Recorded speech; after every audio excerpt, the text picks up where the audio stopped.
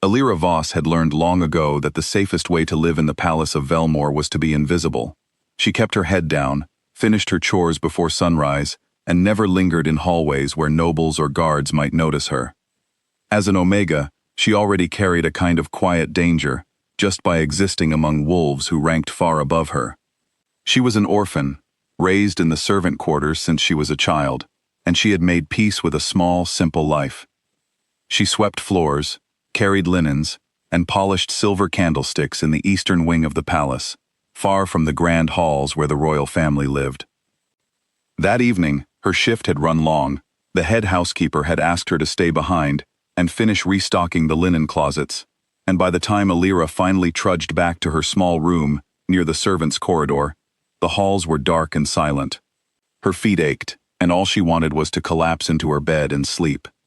She pushed open her door, stepped inside, and froze.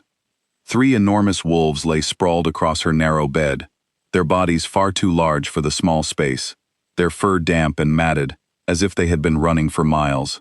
One had fur the color of moonlight, silver and shining even in the dim room. Another was black as midnight, powerful and sleek. The third had a deep auburn coat, almost the color of dried blood, with eyes that gleamed gold, even in wolf form. Alira's breath caught in her throat. She opened her mouth to scream, but before she could make a sound, the wolves began to shift. Fur receded into skin, paws became hands, and within moments, 3 young men lay tangled in her thin blanket, breathing hard, clearly exhausted. They were beautiful in a way that made her chest ache with fear rather than admiration. Their bearing, even disheveled and out of breath, radiated nobility. She recognized the signs immediately: the fine quality of the fabric that had somehow reformed with them, the confidence in their eyes even in vulnerability. These were not ordinary wolves. These were royalty. "Please," the silver-haired one said quickly, sitting up and raising his hands as if to calm her. "We mean you no harm. We only needed somewhere to hide." Alira's mind raced. She recognized him now. Prince Castor, the eldest son of the Alpha King, heir apparent to the throne of Velmore. Beside him, the black-furred one who had become a lean, sharp-eyed young man, was Prince Bryn, and the auburn-haired one, now revealed as a broad-shouldered young man with a scar above his eyebrow, was Prince Dorian. All 3 were half-brothers, born to different mothers within the king's court, and all 3 were known throughout the kingdom to be locked in quiet rivalry over their father's favor and the throne that would one day belong to only one of them. "Why are you in my room?" Alira finally managed to whisper, her back pressed against the door. Dorian answered this time, his voice rough with exhaustion. "There was an attempt on our lives tonight. Someone within the palace wants at least one of us gone before the coronation trials begin. We didn't have time to think. We shifted and ran, and this corridor was the only place close enough. No one would think to search a servant's room." Alira's heart pounded. She was no fool. Harboring royal princes, even accidentally, could cost her everything if the wrong person found out. But turning them away, 3 princes bleeding stamina and fear into her tiny room, felt impossible too. "You cannot stay here," she said, though her voice wavered. "If anyone finds you—" "We know," Castor interrupted gently. "Just until the guards finish their sweep of the west corridor. A few hours, please." Something in his tired golden eyes made her resolve crumble. She nodded once, stepping aside to let them settle further into the shadows of her room. She sat on the small wooden stool near her window, watching the 3 princes as they caught their breath, glancing at each other with unspoken tension despite their shared danger. Even now, cornered and hunted, rivalry flickered between them like sparks refusing to die. Hours passed in tense silence. Alira dozed briefly, waking now and then to the sound of shifting fabric or quiet breathing. She did not know when she finally fell into a deeper sleep, but she startled awake to a sound that made her blood run cold, a heavy, deliberate knock at her door. The 3 princes went rigid instantly. "It's him," Bryn whispered, eyes wide with something like fear Alira had not expected to see on a prince's face. "Father." Alira's stomach dropped.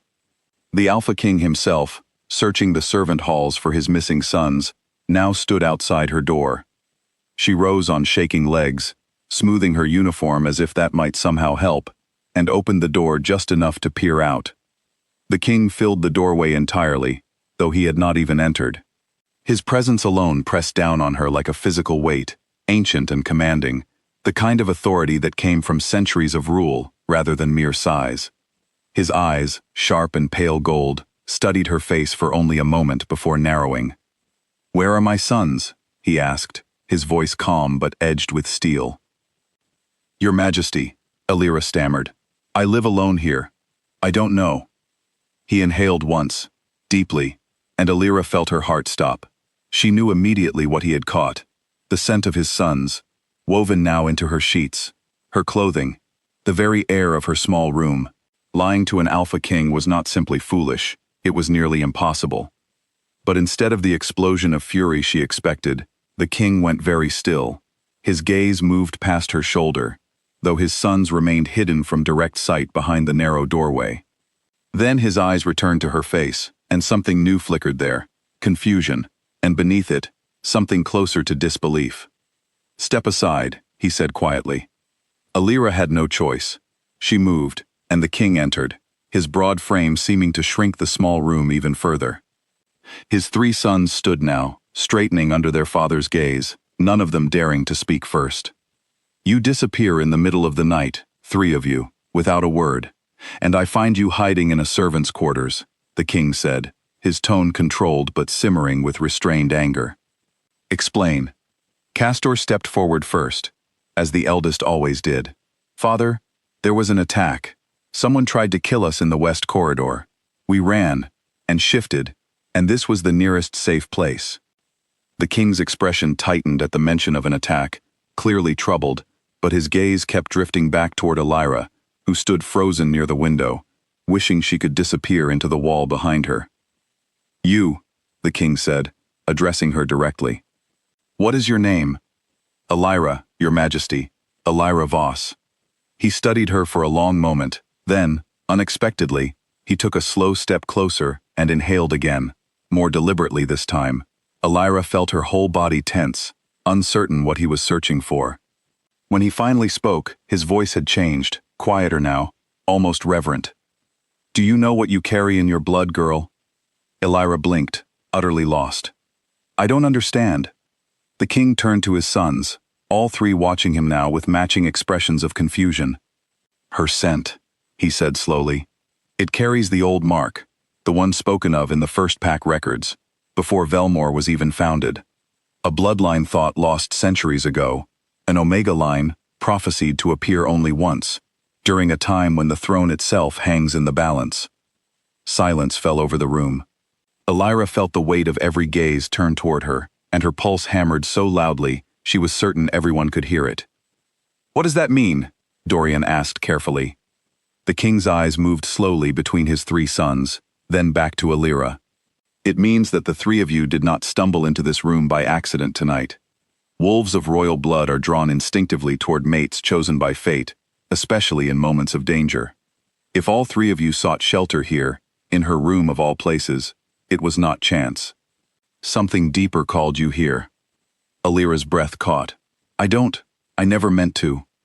"I know," the king said, and to her surprise, his voice softened. "This is not something you did, child. It is something that has happened to you, just as it has happened to my sons."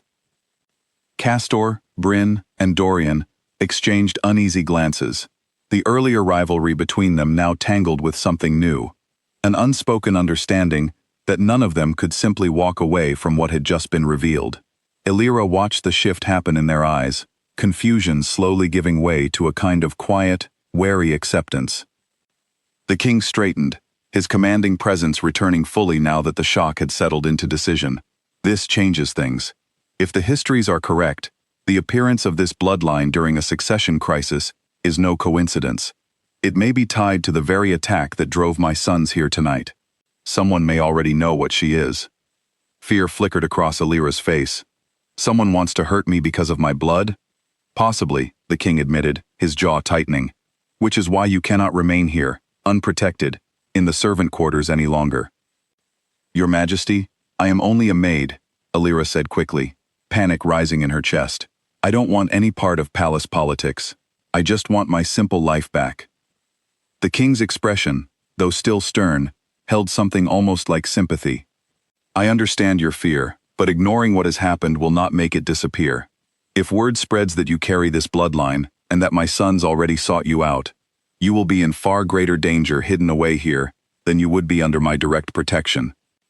Illyra looked to the three princes, searching their faces for some sign of what they truly thought. She found no rivalry there now, only a strange, unified concern directed toward her. He's right, Bryn said quietly. Whoever attacked us tonight might already suspect something. If they learn what you are before we understand it ourselves, they won't hesitate to use it against all of us. We won't let anything happen to you, Castor added, his voice steady with a conviction that surprised even him, judging by the flicker of surprise on his own face. Dorian said nothing, but the look in his eyes carried the same quiet promise. The king watched his sons carefully, noting the way each of them had already, without realizing it, positioned themselves slightly closer to Illyra, as if some deep instinct refused to let her out of arm's reach. It confirmed what he already suspected. This was no accident of geography or fear-driven flight. Fate had chosen this moment, this room, and this maid, for reasons that even centuries of pack history could not fully explain. Illyra Voss, the king said finally, his voice carrying the full weight of royal decree now, by my authority as Alpha King of Velmor, you will be moved from the servant quarters to a chamber within the royal wing, effective immediately. You will be granted protection befitting your bloodline until we understand fully what this means for you, for my sons, and for the future of this kingdom. Illyra's mind spun, overwhelmed by how quickly her small, quiet life had unraveled in the span of one single night. She wanted to protest, to insist she was not meant for palace life, that she belonged among linens and candlesticks, not princes and prophecies. But looking at the king's unwavering resolve, and at the three young men who now seemed unable to look away from her, she understood that her old life, however safe and familiar, was no longer hers to return to. By the time dawn broke fully over Velmor, Illyra stood at the threshold of the royal wing, her few belongings gathered in a small bag, her heart pounding with a mixture of fear and disbelief. Behind her, the servant quarters she had called home for years faded into the distance. Ahead of her stood towering doors leading into a world she had never imagined entering. Castor, Bryn, and Dorian walked just behind her, each unwilling to let the others take the lead, their earlier rivalry now tangled inseparably with concern for her safety. The Alpha King walked ahead, his expression unreadable, though something in his posture suggested a king carefully weighing the arrival of a fate he had never expected to witness in his lifetime. Illyra took a slow breath, stepping over the threshold into the royal wing, uncertain of what waited for her beyond those doors, but certain of one thing: her simple, invisible life was gone forever, replaced by something far larger, far more dangerous, and far more uncertain than she had ever imagined possible. Whatever came next, she would not be facing it alone.